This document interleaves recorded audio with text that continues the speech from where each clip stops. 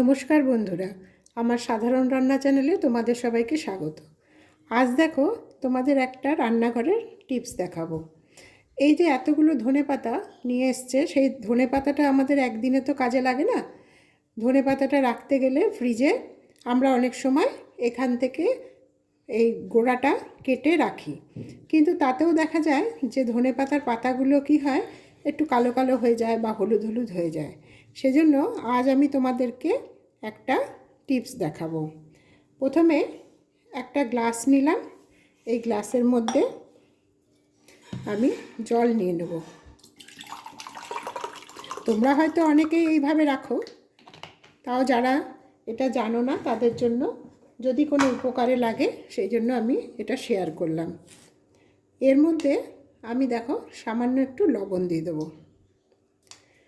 লবণ দিয়ে আমি এটা একটু ভালোভাবে নাড়িয়ে নেব যাতে লবণটা গুলে যায়। এবারে এই গোড়াটা কিন্তু আমি ফেললাম না, এটা সমেত এখানে আমি ঢুকিয়ে দিলাম। এই অবস্থায় আমি ফ্রিজে এটা রেখে দেব। ফ্রিজের মধ্যে এটা রাখতে কোনো অসুবিধা হবে না, কারণ ফ্রিজের যে কোনো একটা তাকের হাইট তো একটু বড়ই হয়, এটা অনায়াসেই রাখা যাবে। আর দেখো ফুলদানির ফুলের মতো লাগছে না, বেশ সুন্দর। দেখো আবার কাউকে এটা গিফট দিয়ে দিও না, এটা কিন্তু তোমরা ফ্রিজে রেখো, দেখো 7 দিন কেন 10 দিনও ভালো থাকবে।